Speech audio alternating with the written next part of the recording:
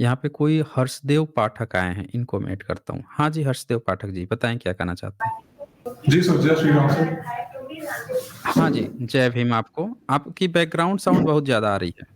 जी, तो मैं आपका एक वीडियो देख रहा था जिसमें आप भगवद गीता के ऊपर बात कर रहे थे। ओके, तो उसमें आप बता रहे थे कि जो स्त्री है शुद्ध और वैश्य है, ये पाप क्यों नहीं है? ये कैसे पाप क्यों अच्छा, नहीं है? भगवद गीता में तो ऐसा कहीं दिया नहीं है। मैं तो 7 अच्छा बार पढ़ आपका चुका हूँ भगवद गीता।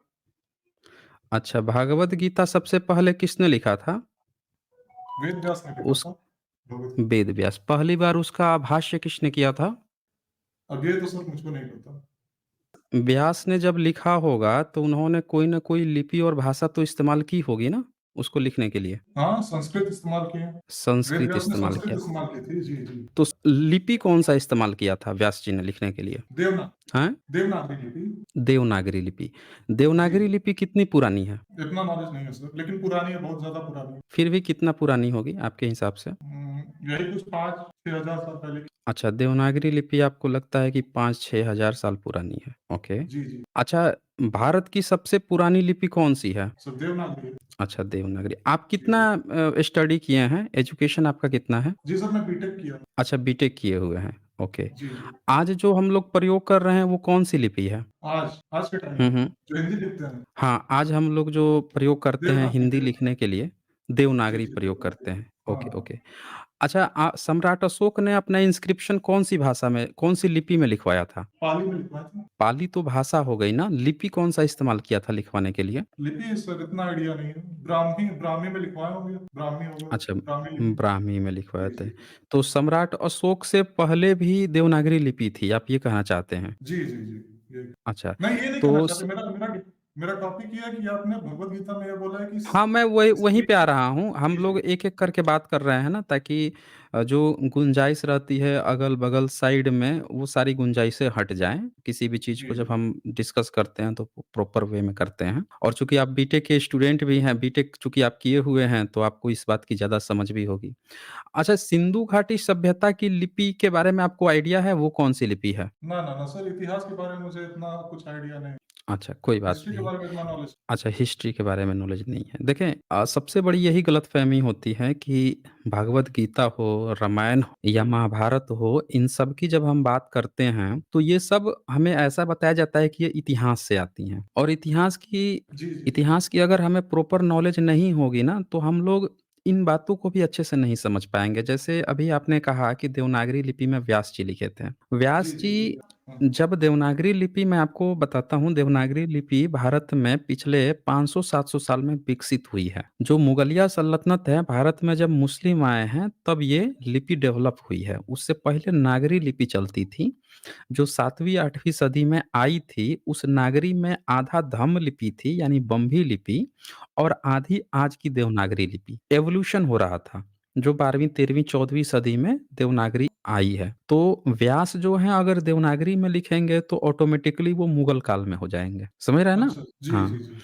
अच्छा, 18 पुराण जो हैं, उसके रचयिता कौन थे? ये आपको पता है? वेद व्यास ही हैं।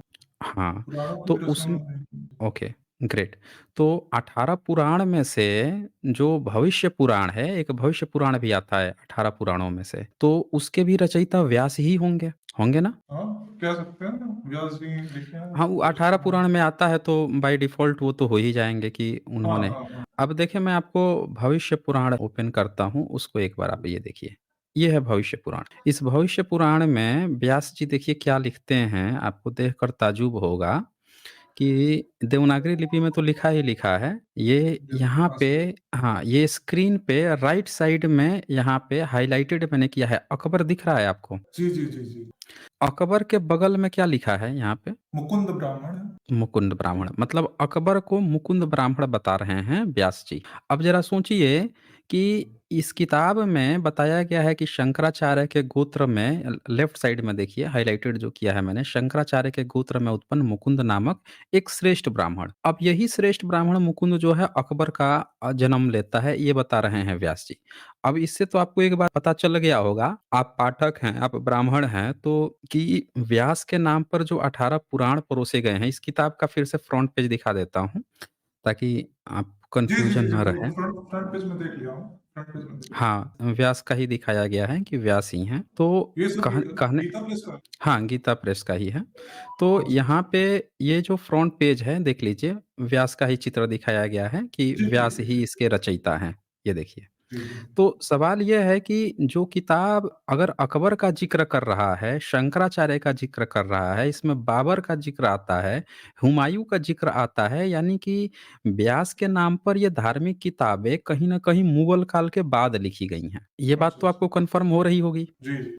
और चूँकि मुगल काल में या वो जो दौर जब ये लिखा जा रहा था, तब सारे शूद्र को पढ़ने का हक नहीं था, संस्कृत पढ़ने का हक नहीं था, तो इस कारण से उन्होंने कभी सोचा ही नहीं होगा कि भविष्य में कभी इनको पढ़ने का हक मिल जाएगा तो पढ़ के ही सब पता लगा लेंगे कि तुम झूठा लिख रहे हो, तुम झूठी बातें लिख रहे हो। अकबर को अपना ब्राह्मण भाई बना रहे हो, अशूद्र को कह रहे हो इनको पढ़ने का हक नहीं है, इनके हक अधिकार छीन रहे हो, इनको पानी पीने नहीं दे रहे हो और अकबर को सीधे मुकुंद ब्राह्मण बना रहे हो। वो भी शंकराचार्य के गोत्र का। तो सर ये कहाँ पे शूद्र के लिए बोला गया है? अच्छा वो भी मैं दिखा देता हूँ आपको, कहाँ पे ये बात लिखी गई है। ये देखें जी। ऊपर लिखा है ना शंकराचार्य के गोत्र का मुकुंद ब्राह्मण। हाँ, हाँ, वो तो मैं देख लिया हूँ, वो मैं देख लिया हूँ। ठीक है। अब इन्हीं शंकर का एक शंकर भाष्य है ब्रह्मसूत्र, वो मैं आपको ओपन करके दिखा देता हूँ।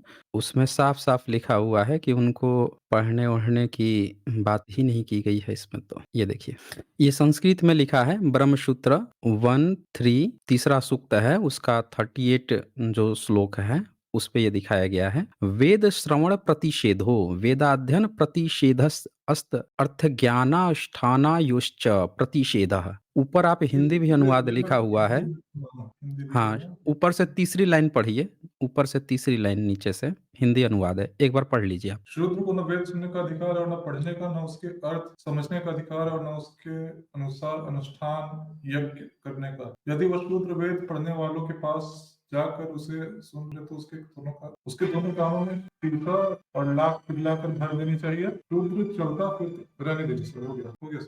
हाँ, लिखा है ना इसमें कि शूद्र चलता-फिरता श्मशान होता जी, है, जी सर। उसके समीप वेद नहीं पढ़ना चाहिए, वेद उच्चारण करने पर शूद्र की जीभ काट देनी चाहिए, वेद को सुनकर कंठस्थ कर लेने पर उसका शरीर चीर देना चाहिए, शूद्र को ज्ञान नहीं देना चाहिए। तो नीचे भी देख लीजिए रेफ़रेंस है ब्रह्मसूत्र का शंकर भाष्य। अब अच्छा, ये जब ये बात ब्रह्मसूत्र है। ठीक हाँ, है। ब्रह्मसूत्र यही शंकराचार्य के गोत्र का बताया गया है अकबर को मुकुंद ब्राह्मण में, इसीलिए उन्हीं का भाष्य दिखाया, शंकर भाष्य।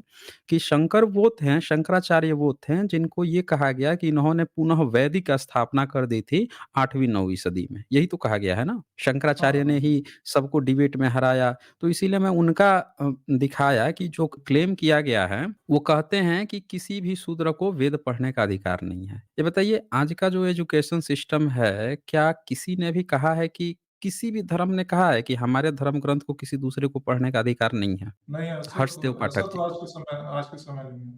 किसी भी समय में क्या नहीं, इस्लाम किसी जब आया था उसने ये कहा था कि हम कुरान किसी दूसरे को पढ़ने ही नहीं देंगे? क्या उसने कहा था कि काफ़िर जो है अगर कुरान पढ़ लेगा, मुस्लिम बन जाएगा तो हम उसको मुस्लिम नहीं बनने देंगे, ऐसा उसने कहा था क्या इस्लाम ने? नहीं, नहीं सर, ऐसा तो किसी ग्रंथ में तो नहीं लिखा। उस वो तो एक बहुत बड़े भारत के समाज सुधारक हुए हैं, पिछड़े वर्ग से थे, बीए संतराम जी। उन्होंने अपनी एक किताब में ये बात कही कि बहुत लोग कहते हैं जन्म कर्म से नहीं होता है, सुधारवादी आंदोलन चला रहे थे जी सर, ऐसा और गीता में भी दिया गया है नहीं कि लिखा गया, आगे बढ़ना। मैं आपको बताता हूँ, आपको सुन लीजिए इस बात को। तो जी, उन्होंने जी। क्या कहा कि ऐसे तो सुधारवादी बहुत लोग हो गए हैं अंग्रेज़ों के समय में और वो कह रहे हैं कि जन्म से नहीं कर्म से होता है। तो एक बार एक मुस्लिम कोई थे हाँ, कोई अली थे, तो वो बैठे और ब्राह्मण के विद्वान बैठे, सुधारवादी ब्राह्मण लोग बैठे। तो उन दोनों के बीच में डिबेट हुआ तो उन्होंने कहा कि आप देखें पंडित जी, आप लोग झूठ बोलते हो, बेवकूफ़ बनाते हो। यहाँ पे एक महिला जा रही है, एससी क्लास मतलब उस समय तो एससी नहीं होता था, आप समझिए कि अछूत वर्ग की। एक महिला जा रही है, कहा जाएगा कि आप इतने सुधारवादी बन रहे हो, तो आप इससे शादी करके ब्राह्मणी बना लो, आप बनाओगे? कह रहा है कि नहीं। तो कह रहे थे, "ये फर्जी आप वो कर रहे हो, सुधारवाद कर रहे हो। लेकिन एक मुस्लिम जो है, मैं इससे शादी करके मैं इसको जो है एक मुस्लिम बना सकता हूँ। हम लोग बनाते हैं।" तो ये हुँ, कहने का मतलब ऐसी डिबेट अंग्रेज़ों के समय में भी होती थी कि आपका जो धर्म है वो अपने ही धर्म के लोगों को नीच समझता था। लेकिन दूसरे धर्म वाले जो हैं वो हुँ। दूसरे चाहते थे कि उनके बन जाए वो। लेकिन आपका धर्म अच्छा, कभी भी चाहता ही नहीं था कि लोग आपकी तरह बने। आपने कभी किसी को ब्राह्मण बनने नहीं दिया। तो ये जो बात लिखी है ना, ये गलत नहीं लिखी है, ये सही बात है। अब एक बात और मैं आपको दिखाता हूँ। ये बात हो गई, 2 चीज़ मैंने दिखा दिया। शंकर का भाष्य जी, दिखा दिया ये, कि कहाँ पे आपने कहा कि नहीं पढ़ने की बात, वो भी मैंने दिखा दिया। ये भी दिखा दिया कि जहाँ शूद्र से आप नफ़रत करते थे, वहीं एक मुस्लिम अकबर को आप अपना ब्राह्मण भाई भी बना रहे थे। ये 2 पॉइंट यहाँ पे जी, ये क्लियर हो गई। उसमें अब आते हैं, मुझे हाँ, अब आते हैं आपके भागवत गीता पे। जो आपका भगवद वाजिब गीता, प्रश्न हाँ। है, हाँ, उस पे अब आ जाते हैं, उसकी भी हम लोग सच्चाई देख लेते हैं। भगवद गीता तो ये सर। जो शंकर थे, मैं आपको बता देता हूँ, जो शंकर हैं, इन्हीं शंकर को पहला भाष्य कहा गया है कि इन्होंने पहला भाष्य किया था गीता का। शंकराचार्य जो 9वीं सदी के हैं, इन्हीं को आपके ब्राह्मण लोग कहते हैं। ये श्रीमद् भागवत गीता शंकर भाष्य हिंदी अनुवाद सहित। आप देख पा रहे हैं स्क्रीन? हाँ, हाँ, हाँ, बिल्कुल, बिल्कुल, बिल्कुल सर। ठीक है। तो ये शंकर जो हैं, आपके जितने भी भाष्य हैं, सबसे पुराना भाष्य इन्हीं का माना जाता है। इन्होंने ही, इनको कहा गया कि ये पहली बार भाष्य किए थे। अब मैं इनका चैप्टर 9 का 32 श्लोक जो है, जिसकी आप चर्चा कर रहे थे, वो ओपन करता हूँ। ये है 9 चैप्टर, और 9 चैप्टर में हमें जाना है 32 नंबर श्लोक पे। ये 32 नंबर श्लोक मैंने ओपन कर दिया। ये आप देख पा रहे हैं? जी, जी, जी। ये 32 तो ऊपर मूल श्लोक है। इसका संस्कृत में भाष्य किया गया है लेफ्ट साइड में, और राइट साइड में हिंदी अनुवाद किया गया है। तो आप यहाँ पढ़ सकते हैं कि हिंदी अनुवाद में इन्होंने क्या लिखा है। आप एक बार पढ़ देंगे? जी, जी। क्योंकि हे पढ़िए। पार्थ, जो कोई पाप की योनि वाले हैं, अर्थात जिनके जन्म का कारण पाप है, ऐसे प्राणी हैं, वो कौन है? सो कहते हैं, स्त्री, वैश्य और शूद्र भी मेरे शरण में आकर मुझे ही अपना अवलंबन बनाकर परम उत्तम गति को। जी, तो इसमें तो ये बता रहे हैं कि कोई भी जो है वो मेरे शरण में आकर के जो है उत्तम गति को पा सकता है। इसमें ऐसा थोड़ी बोला गया है कि हाँ, वो। यही मैं आपको बोल रहा हूँ कि इसमें ये कहते हैं कि एक स्त्री, वैश्य और शूद्र जो है, वो पाप योनि है। अगर वो कृष्ण की शरण में जाएगा, वासुदेव जिसको है आपका, जो कृष्ण है, उनकी शरण में जाएंगे, उनके अवलंबन में जाएंगे, तब ये अच्छे बन पाएंगे। नहीं तो बाय डिफॉल्ट जो है, वो स्त्री, वैश्य, शूद्र जो है पाप योनि है। वो ये कह रहे हैं, समझ रहे हैं? यहाँ पे वो कह रहे हैं कि अगर कोई वैश्य है, कोई स्त्री है या वैश्य, मान लेते हैं कि कोई महिला है और वो कृष्ण की भक्ति जी, नहीं करती हैं, उन्होंने जन्म लिया, उनका अपना, हम कृष्ण को नहीं मानते, वो अपना कुछ भी कर रही हैं, तो वो पाप योनि है, कृष्ण ये कह रहे हैं। अब ये बताइए कि ऐसा कैसे पॉसिबल हो सकता है कि किसी की माता जो है, वो बाय डिफ़ॉल्ट ही पाप योनि हो?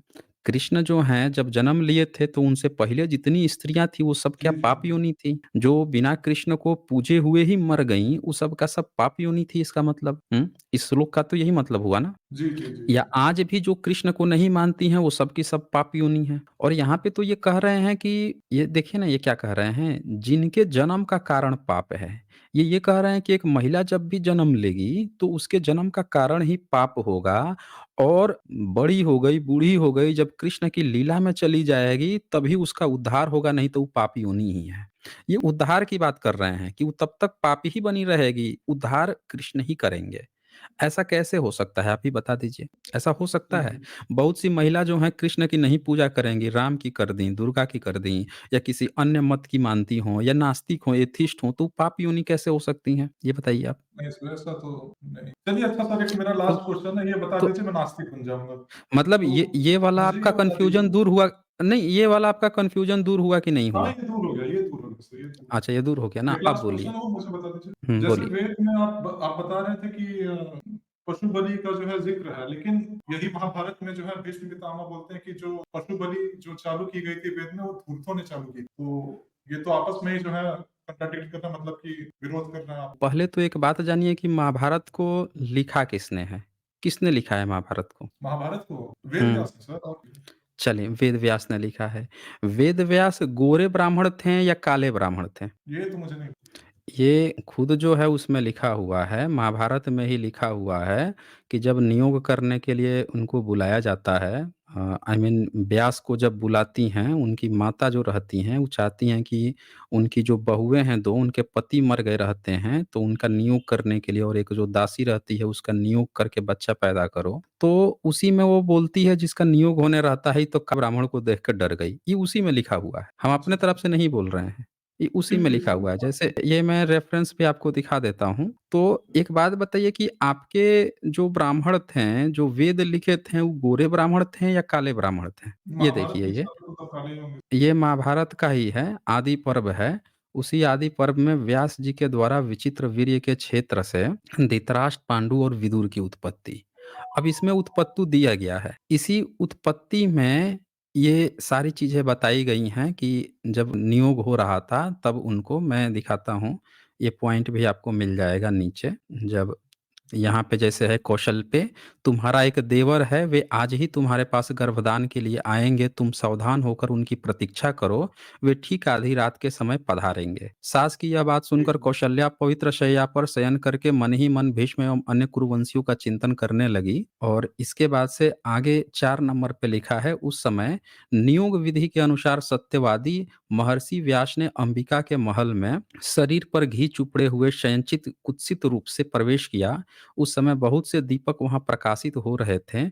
व्यास जी के शरीर का रंग काला था। ये देखिए 5 नंबर, ये मैं बता देता हूँ आपका। 5 नंबर श्लोक जो है ये चैप्टर है पंचकाधि सततो अध्याय और 5 नंबर इसका श्लोक है। इसमें लिखा है व्यास जी का शरीर रंग काला था, उनकी जटाएं पिंगल वर्ण की और आंखें चमक रही थी तथा दाढ़ी मूछ भूरे रंग की दिखाई देती थी। उसे देखकर देवी कौशल्या भय के मारे अपने दोनों नेत्र बंद कर लिए। सर ये माता कौन के सा प्रिय पर्व इच्छा है? से ये आपका महाभारत है, आदि पर्व है। अच्छा, अच्छा, ठीक। अब ये बात कह रहा हूँ कि आपके जो लेखक थे, जो वेद के, वो काले लोग थे, गोरे लोग थे। यहाँ मैं काले काले-गोरे लोग। कहने का मतलब कोई रंग-भेद की बात नहीं कर रहा हूँ या मैं किसी काले या उसके ऊँची या नीची की बात नहीं कर रहा हूँ। मैं हाँ, सिर्फ़ हाँ। आपसे जानना चाहता हूँ कि आपके जो जिसको आप कहते हैं कि बाहर से आए हैं या आपके लोग जो हैं गोरे थे, ब्राह्मण गोरे होते थे, लेकिन यहाँ पे लिखा है कि जिसने इस किताब को लिखी वो काला व्यक्ति था। तो मैं आपसे जानना चाहता हूँ कि आपके वेद लिखने वाले कौन लोग थे? गोरे लोग थे, काले लोग थे? जी। सर ये तो मैं नहीं बता सकता, इसका कोई आइडिया नहीं, लेकिन इसमें व्यास जी के बारे में अगर बोला है कि आपके काले वेद की काले। बात जो कही गई है ना, वेद की बात, वो कही गई है कि वो बाहर से लेकर आए हैं। आपके तमाम लोगों का यही क्लेम है कि वेद बाहर से लाया गया है, जैन अवेस्ता से मिलता है उधर से और उधर से गोरे लोग आए हुए हैं। जबकि महाभारत जो है, वो कई शिफ्टों में लिखा गया है। तो कि गीता भी आप पढ़ेंगे, तो गीता में भी वेद का विरोध है। गीता कई बार जो है, वेदों से ऊपर उठने की, ब्राह्मण से ऊपर उठने की बात करता है। आर्य समाजियों ने तो गीता को कह दिया कि ये जो 700 श्लोक का गीता है, इसका सिर्फ 70 श्लोक ही सही है, 630 श्लोक मिलावटी है। मतलब वो मिलावट कहते हैं क्योंकि वो वेदों के विरुद्ध चला जाता है। तो इससे ये पता चलता है कि आपकी जो 2 किताबें जब आपस में टकराती हैं, इसका ये मतलब नहीं होता है कि वो कहीं मिलावटी है, बल्कि ये मतलब होता है कि अलग-अलग लोगों ने लिखा है, उनमें कोई सिंक्रोनाइज़ेशन नहीं था, लेकिन सब के सब अपने-अपने धर्म मत पथ को मानने वाले लोग थे। ये मतलब हुआ। एक बात और, ये सारी किताबें आपने इधर को लिखी है, मुस्लिम शासनकाल अंग्रेज़ों के समय में लिखी है, पुरानी नहीं है ना, क्योंकि पुराने होने का सबूत नहीं मिलता है। हुँ, हुँ। तो जो मांसाहार की बात है, वो आपके मांसाहार। वेद मानने वाले जितने लोग थे, यज्ञ करते थे, काटते थे, अपने तमाम अंग्रेज़ों के समय के जितने भी आपके ब्राह्मण लोग हैं, उनकी किताबें पढ़िए। उनके समय में जितने ब्राह्मण अनुवाद किए हैं, उनको पढ़िए। अब वेद में मांसाहार की बात कौन नहीं करता है? आर्य समाज कहता है कि उसमें मांसाहार नहीं है। तो आर्य समाज की स्थापना 1875 में हुई। उसके मूल सिद्धांत में शाकाहार है। तो वेद को वो शाकाहार की नज़रिए से दिखाने की कोशिश करता है। लेकिन नहीं वेद सर, ये 1875 में थोड़े आया है। वेद तो जी, जी, जी। 1875 से पहले भी था। आज भी हाँ, आप चले जाइए, जो नवरात होती है, जो 9 दुर्गे मनाए जाते हैं, जिसको दशहरा आप कहते हैं, हाँ, हाँ, अष्टमी हाँ। के दिन, नवमी के दिन बकरे भैंसे काटे जाते हैं, बलि प्रथा होती है और ब्राह्मण लोग करते हैं। अच्छा, कई अच्छा। स्टेट में विशेषकर आप चले जाइए, नॉर्थ ईस्ट एरिया में चले जाइए, आपको अष्टमी, नवमी के दिन काट के प्रसाद चढ़ता है। तो बलि प्रथा आज भी है, वेदों में भी कूट-कूट के भरी हुई है। तो हमारे आपके कहने से नहीं होगा, जो प्रैक्टिस ग्राउंड पे भी पाई जा रही है, अनेक दस्तावेजों में चिह्नित है, लिखी गई हैं, वो किसी एक या दूसरे की बात नहीं। आप मनुस्मृति को देख लीजिए, मनुस्मृति में तो वेदों में तो है ही, मैंने तो दिखाया ही था कुत्ते की आंतड़ी पका के खाने के बाद। हाँ, आपके बिल्कुल। मनुस्मृति में भी ये बात लिखी हुई है। अगर आप मनुस्मृति पढ़ेंगे तो मनुस्मृति का चैप्टर 10 जो है, उसमें भी कहता है कि कुत्ते को पका के खाने की बात करता है। वो मैं एक बार दिखा देता हूँ वो भी, लिखा कैसे? ताकि आपको, हाँ, आपका वो भी भ्रम दूर हो जाए। चैप्टर 10 हम निकाल लेते हैं। पहले तो मनुस्मृति आपको दिखा दूँ, कौन-सा मनुस्मृति दिखा रहा हूँ मैं। कोई सा भी मनुस्मृति उठाएँगे, सब में आपको मिल जाएगा। विशुद्ध मनुस्मृति में? ये विशुद्ध मनुस्मृति किसने लिखा है? आर्य समाज ने लिखा है ना? तो जी, जी, उसने जी। तो आपके 2600 में से 1400 श्लोक ही हटा दिए। अब ये अच्छा। बताइए कि उसने 1400 कौन से श्लोक हटाए? क्यों हटा रहा है? उसका काम क्या है? अपने हिसाब से धर्म को लिखना। तो वो हुँ। क्या करता है कि जहाँ-जहाँ पे फँस रहा है, अब उसने अपनी विचारधारा बनाई है कि हमको हर जगह अब शाकाहार दिखाना है। तो जितनी भी चीज़ें जहाँ-जहाँ वो फँसता है, उसको मिलावट कहता है।